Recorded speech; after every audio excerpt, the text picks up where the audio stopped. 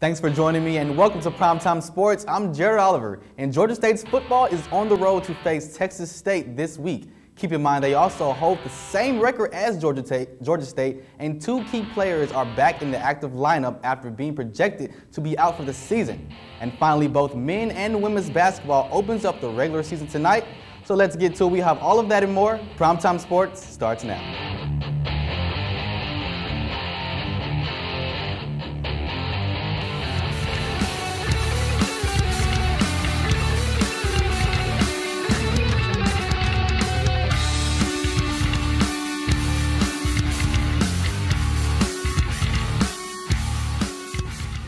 This past Saturday, Georgia State football hosted conference rival Louisiana Lafayette at the Dome and came up just short in a win. The defense held the offense only to 16 offensive points and 307 total yards. Quarterback Nick Arbuckle threw for 313 yards, one touchdown, and a key late interception that sealed up the win for the Raging Cajuns. The final score of the game is 23-21. Well, just when you thought things were looking good for the running game of the offense, turns out things are even looking better. Earlier this season, Taz Bateman went down with a severe elbow injury, and Kyler Neal followed right after injuring his meniscus. Well, none of that matters. Why? I'll tell you, because it's been reported that Taz Bateman and Kyler Neal are returning to action. And for that, I want to bring in Primetime Sports correspondent and football analyst David Chilly. David, I'm sure Trent Miles and the offense are happy that they have their two top running backs now. So what's the impact on the team of these two returning? Well, it should help the running game out tremendously because when you get Taz Bateman back, you get a guy with a lot of quickness, and he's a dangerous weapon in the open field. And then Kyler Neal's a powerful back, so you have the running game as an option at the goal line again. And so to add on with Glenn Smith and Kendrick Dorn, this running game should be great. And it's a great week for them to come back because Texas State allows about 200 rushing yards, actually over 200 rushing yards per game. So if there was any week to have your running backs back at full strength, it'd be this week. Well, they went from being desperate at the running back position to now having four options. So what do they do with Glenn Smith and DeMarcus Kirk? Do they sit their other two, or they roll with their two top backs, or do they alternate them into the whole offensive scheme? Well, at this point in the season, I think Georgia State is at an offensive standpoint where they have really nothing to lose. So I would just go ahead and use all four and use Glenn Smith in certain packages like the Wildcat or things like that. But you go with your top two because that's just how football works, unfortunately. So I feel bad for Glenn Smith because he won't get as much playing time, but we should still see him on the field. But for now, Taz Bateman, Kyler Neal, they'll be the first two up. All right, well, continuing on with football, the team travels to San Marcos, Texas, Saturday to face the Texas State Bobcats. Both teams are 2-6 overall and 1-3 in conference play. In the last two matches, the Bobcats beat the Panthers. David, what's to expect in a game of two evenly matched teams?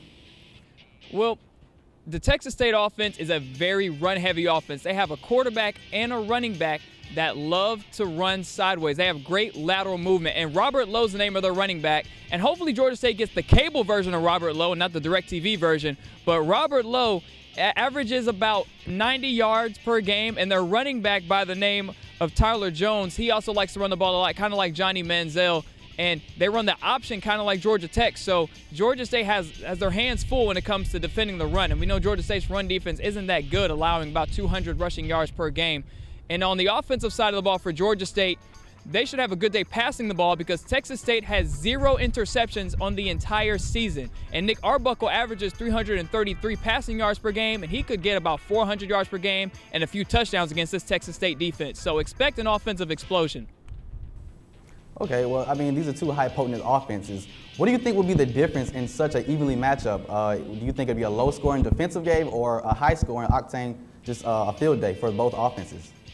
It's definitely going to be high-scoring. I just highlighted how both defenses aren't very good in the respective areas. Texas State's not good at defending the pass, and Georgia State's not good at defending the run. So expect offense all day.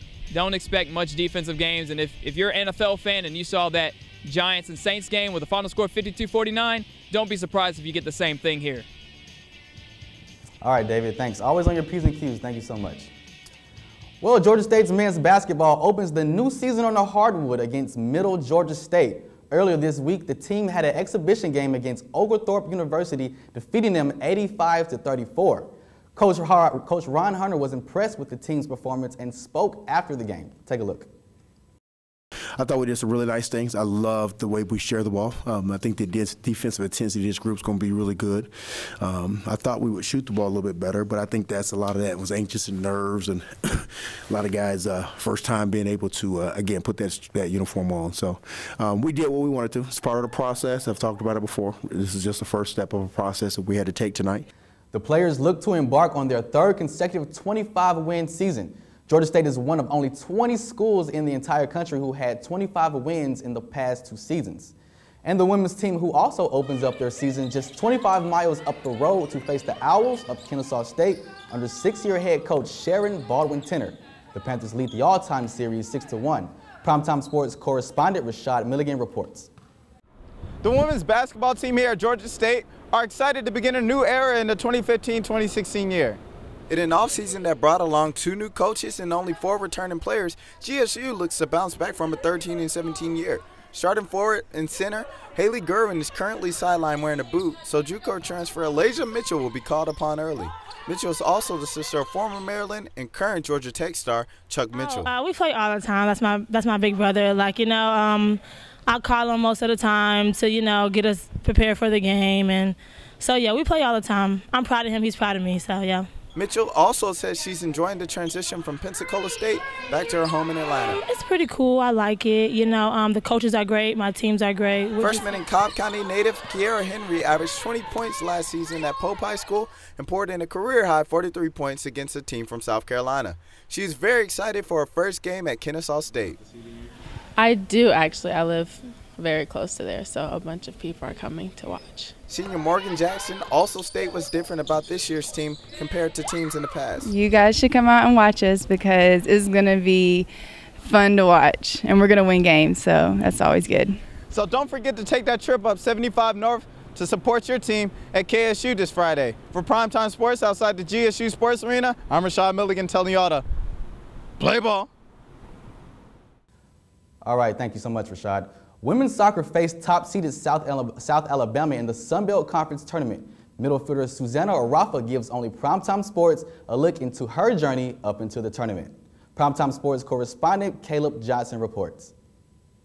After finishing the season strong with a win over Appalachian State, the women's soccer team headed into the Sun Belt Tournament as a 6th seed set to play number 3 seed Texas State.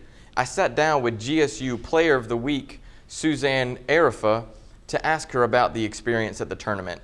We came in at the number 6 seed. I felt great to score the goal, but it felt better to get the win against Texas State because we've never gotten this far in the tournament. In the regular season, we ended up getting an overtime win against Troy. We watched film before the game of the last game that we did, and our biggest things were to do the little things right against Troy because they're such an athletic team going forward. We needed to be defensively organized. We only scored 1 goal, and it was in the second half. So majority of the game plan was defensively and making sure that they don't get clear chances because they have dangerous players going forward. I mean, there's no other feeling like it, especially if you're in the semifinals and your team's never been there before. There's nothing like it. Obviously, I was sick this week. I had tonsillitis, a little bit of tonsillitis. I had a fever on Wednesday, so I think it was a mixture of, oh my gosh, I did it. I made it out on the field, and oh my gosh, I scored in the semifinals, and oh my gosh, I think we're going to go to PKs, and I think that we have a great chance at winning them. It was just incredible because of the adversity that we had in the first half. I mean, they were pounding us in the first half, and in the second half, we decided to step our game up and get the goal, and then we got all the way. Getting through overtime was tough, and then obviously getting the win in PKs was just unbelievable, especially for the whole school and the soccer program, the women's soccer program, to get this far. I just think as a program and as a team, we learned that we can do it, and we're good. We're just as good as anyone else in the conference. I mean, we beat the 3 seed and the 2 seed. We cut short against the 1st seed, but I just think that we learned how to manage our successes and get the wins. Arafa finished the year leading the team with 9 goals. The women's soccer team ends the year with a record of 11-6-4, reaching the conference finals for the first time in school history. This team has definitely set new standards for the upcoming season. For Primetime Sports, I'm Caleb Johnson. and the team fell just short and were eliminated by South Alabama 4-0. Thanks for being with me. Remember, you can get all of the latest Georgia State sports news by subscribing to our YouTube channel at GSU Prime Sports. Remember to follow Primetime Sportz on Twitter at Prime Sportz with a Z. I'm Jared Oliver in Atlanta. Have a great week.